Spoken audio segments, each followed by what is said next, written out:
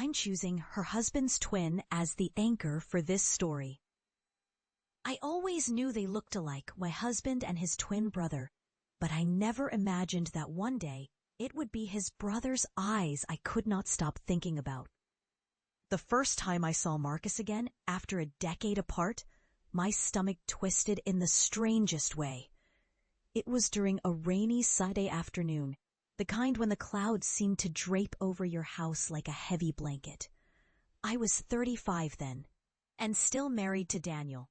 Our life was steady, maybe too steady. Me working in a small publishing office downtown, him managing his father's hardware business.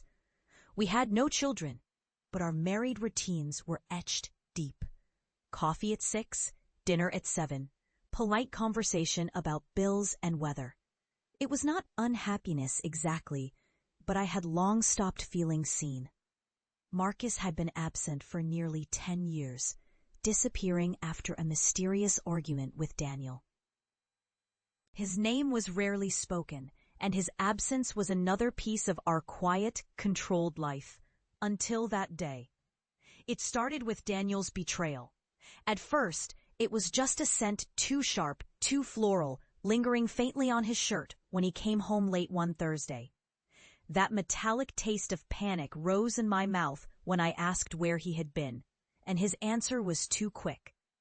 Days later, I found the note in the inside pocket of his jacket. That night was perfect. I cannot wait to see you again.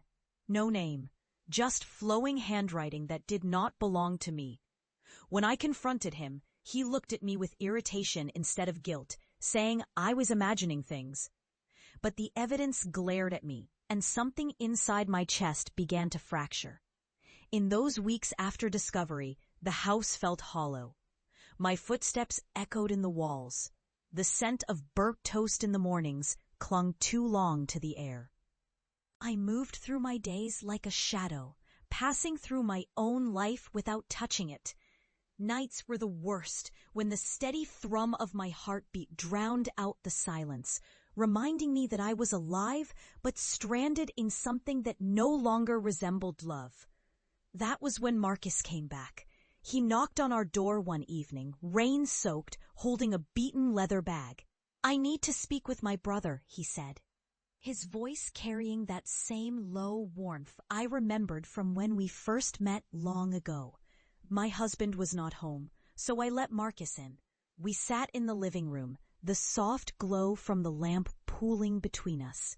I poured him coffee, noticing how his hands wrapped around the cup, strong, deliberate. We spoke of superficial things at first, the kind that masked deeper meanings. But then his gaze shifted, longer, lingering, and I felt the hum in the air between us change.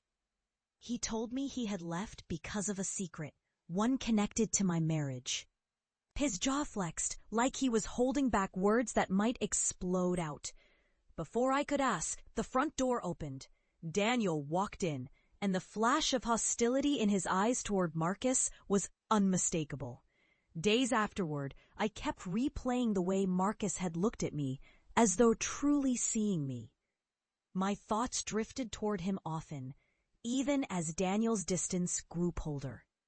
One afternoon, Daniel left for a business trip, and Marcus called, asking if I wanted to walk by the river near town.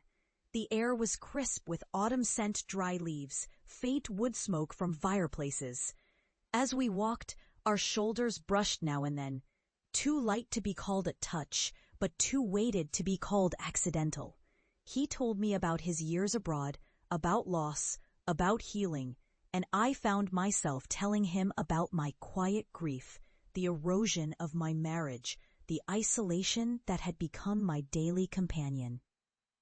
If this confession has you holding your breath because you feel the tension between us tightening like the pull of a tide, hit like and share because you will not believe what Marcus revealed next.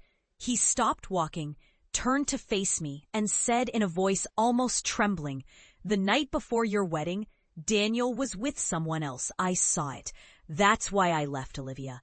I could not stand by and pretend." His eyes searched mine, and the shock hit me like cold water. My breath came faster, my pulse in my ears. All these years I thought the betrayal was new, but it had been woven into my marriage from the start. I felt tears prick my eyes, tasting salt before they even fell. He reached out, slowly, his hand hovering like he was asking permission, and then he brushed away one tear. That touch was careful, almost reverent, yet it sent a wave through me that was equal parts warmth and fear. From there, our connection grew in moments stolen between Daniel's absences.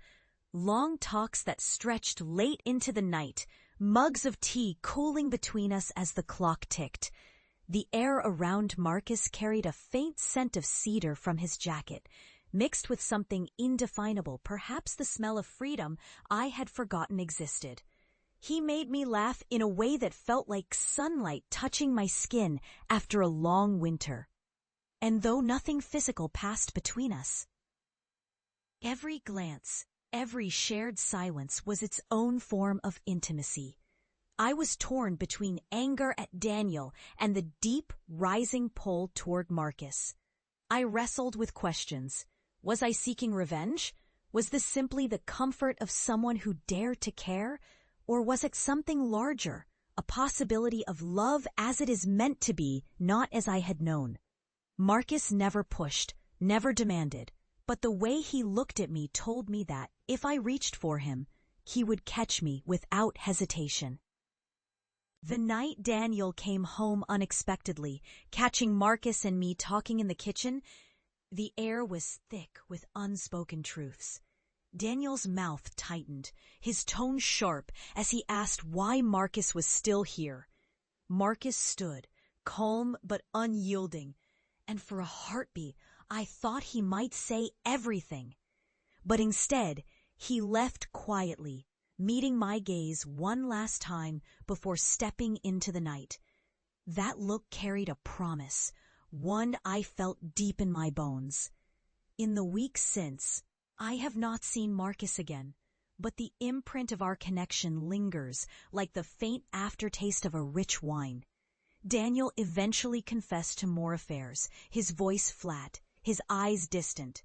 Something inside me shifted then, not a break, but a release. I realized I no longer feared the end. I had already tasted something that reminded me I was worth seeing, worth loving. Now, as I sit by the window on another rainy Sunday, I think of the river walk with Marcus, the crunch of leaves under our feet, the way the autumn light danced through the branches. I do not know when or if our paths will cross again, but I know this. Life has already shown me that love can find you in the most forbidden, unexpected corners. And sometimes that glimpse alone is enough to begin anew. If you crave more raw, emotional confessions, please like, share, and subscribe. Your next chapter awaits.